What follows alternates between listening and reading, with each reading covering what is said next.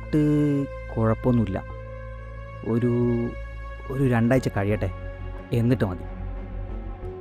ഈ ഏരിയ ശരിക്കൊന്ന് പഠിക്കണം. കഴിഞ്ഞ പ്രാവശ്യത്തെ പോലെ തിരക്ക് കാണിച്ച് റിസ്ക് ഒന്നും എടുക്കണ്ട.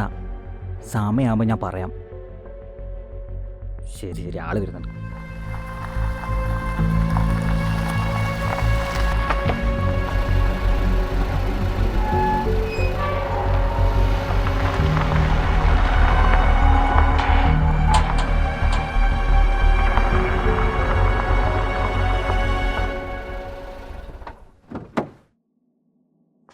ആ കുറേ നേരമായി വന്നിട്ട്. ഇല്ല സാറേ, കുറച്ച് നേരമായതേ ഉള്ളൂ. I am sorry. You good name? Jithin. ആ ജിതിൻ. ഓരോ ടെൻഷൻസിൻ്റെ ഇടയിൽ പേരൊന്നും ഓർത്ത് വെക്കാൻ പറ്റുന്നില്ല. ഞാൻ അയച്ചെന്ന അഡ്വാൻസ് കിട്ടിയായിരുന്നോ? ഓ കിട്ടിയായിരുന്നു സാറേ. നാട്ടിൽ കുറച്ച് കടമുണ്ടായിരുന്നേ, അത് തീർക്കാണ്ട് വരാൻ പറ്റില്ല.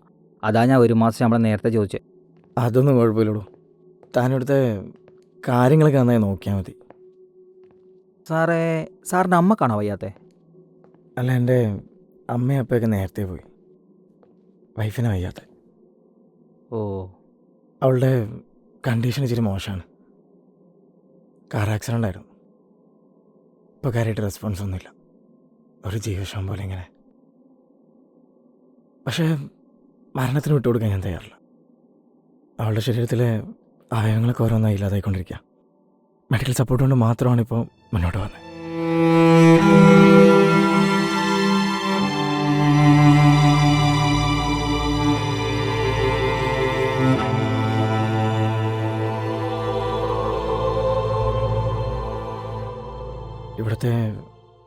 ഇവിടുത്തെ കാര്യങ്ങളിൽ എനിക്ക് മാനേജ് ചെയ്യാൻ പറ്റുന്നില്ല. നിങ്ങളുടെ സഹായം വേണം.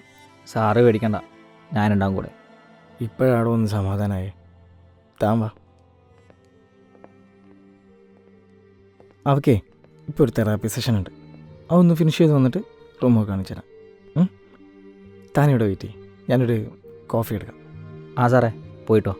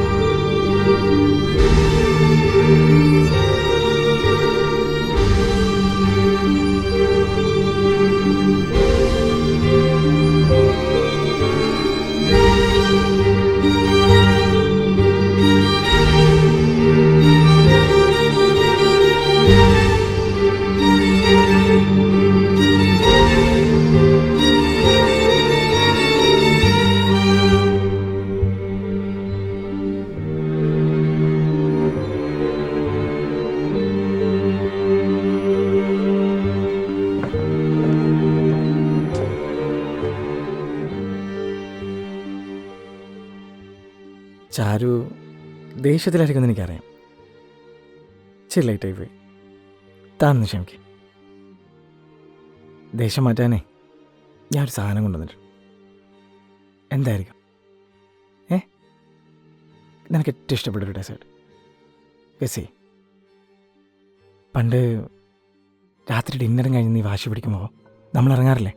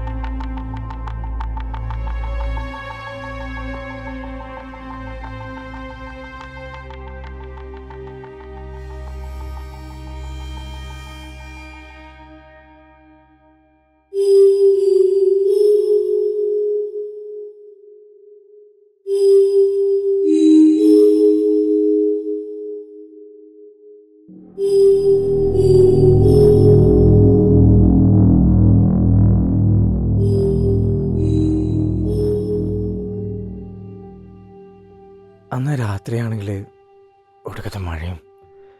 നിനക്ക് വല്ലാത്തൊരു വാശിയായിരുന്നില്ലേ? ഞാനാണെങ്കിൽ ഇറങ്ങുന്നതിന് മുമ്പ് പല തവണ പറഞ്ഞതാ, ചാരു ഈ ഒരു സ്ലൈസ് കേക്കിന് വേണ്ടിയിട്ട് ഇത്രയും ദൂരം പോകണമെന്ന്. അപ്പം നീ എൻ്റെ കണ്ണിൽ നോക്കിയിട്ടൊരു കാര്യം പറഞ്ഞു.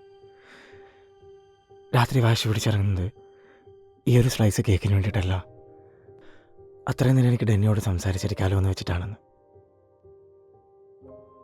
ഹോസ്പിറ്റലിലെ തിരക്കുകൾക്കിടയിൽ നീ എനിക്കൊരു പ്രയോറിറ്റി അല്ലാതായി മാറി.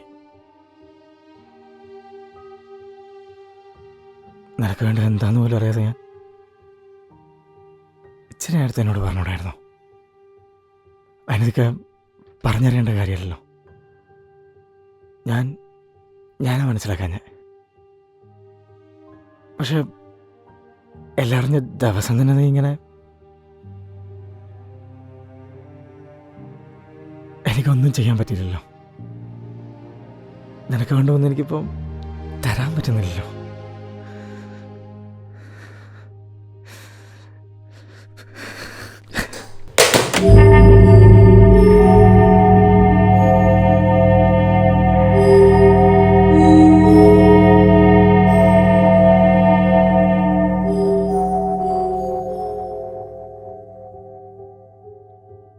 ഒന്നും ഇനി പഴയതുപോലെ ആവില്ലെന്ന് എനിക്കറിയാം.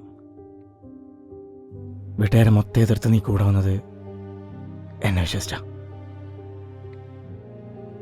പക്ഷേ നിന്നൊക്കെ ഞാൻ പ്രയോറിറ്റി കൊടുത്തത് പ്രൊഫഷനായിരുന്നു. അതിനുവേണ്ടിയാ ഞാനെല്ലാം സാക്രിഫൈസ് ചെയ്ത്. ജീവിതത്തിലെ കുറേ നല്ല നിമിഷങ്ങൾ. ചാരു, ഞാൻ എന്ത് തെറ്റ് എനിക്കിങ്ങനെയൊക്കെ? അപ്പയും അമ്മയും പോയതിന് ശേഷം എനിക്ക് ആകെ ഉണ്ടായിരുന്നു നീ മാത്രം. നീയും കൂടെ പോയാ ഞാൻ ആർക്ക് വേണ്ടി ജീവിക്കണേ?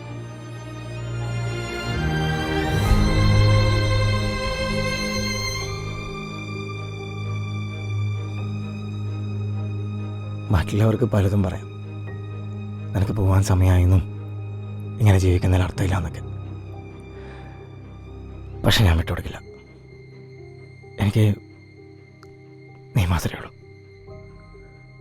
നിന്നെ ഇഷ്ടപ്പെടാതെ ഞാൻ എന്തും ചെയ്യും. എന്നാ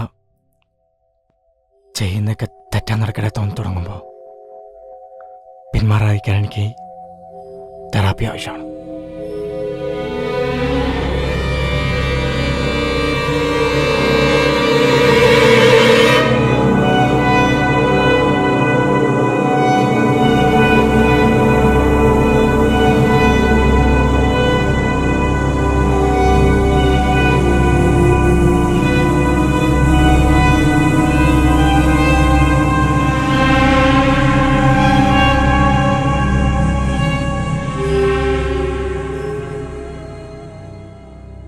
ചെറുപ്പത്തിൽ തന്നെ അപ്പയും എന്തെയും വിളിച്ചപ്പോൾ അവരെ ഓർത്ത് കരയുകയല്ലാതെ എനിക്ക് വേറൊന്നും ചെയ്യാൻ പറ്റിയില്ല. ഇപ്പോൾ അതേ ദൈവം വിധിയുടെ രൂപത്തിൽ നിന്നെയും വിളിക്കാൻ വന്നു. ഏറെ നാളുകളായി നിന്നെ സംരക്ഷിച്ച ആ ജീവൻ ഇന്നത്തോടെ നിന്നെ വിട്ടുപോകും. നീ പേടിക്കണ്ട, നിന്നെ ഞാൻ മരണത്തിന് വിട്ടുകൊടുക്കില്ല. എല്ലാം തുടങ്ങി വെച്ചത് വിട്ടുകളയാനല്ല.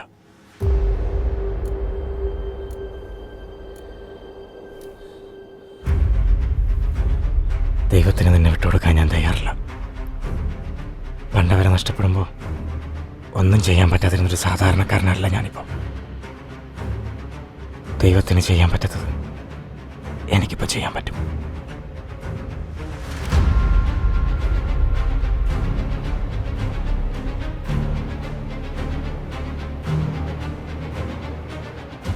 പാതി വഴിയിൽ മുറിഞ്ഞു പോയ ഈ ആയുർരേഖ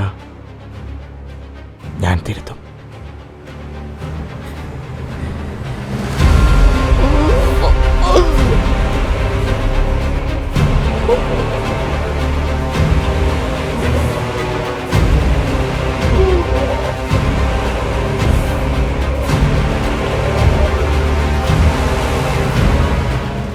അവളുടെ ശരീരത്തിലെ അവയവങ്ങളൊക്കെ ഓരോന്നായി ഇല്ലാതായിക്കൊണ്ടിരിക്കുക.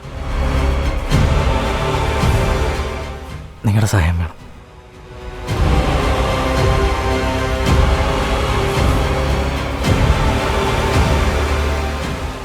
ഞാനെതിർത്തത് പ്രപഞ്ച നിയമത്തെയാണ്. എനിക്ക് പ്രിയപ്പെട്ടവരെയെല്ലാം എന്നിൽ നിന്നും ഏറ്റുമാറ്റിയ ആ ദൈവനിശ്ചയത്തെ. വിധിയെ പഴിചാരി നിസ്സഹായനായിരിക്കാൻ ഞാൻ തയ്യാറല്ല. ഞാൻ വിശ്വസിക്കുന്ന വൈദ്യശാസ്ത്രത്തിൽ മരണത്തെ തോൽപ്പിക്കാനുള്ള ആ പഴുത് ഞാൻ കണ്ടെത്തി.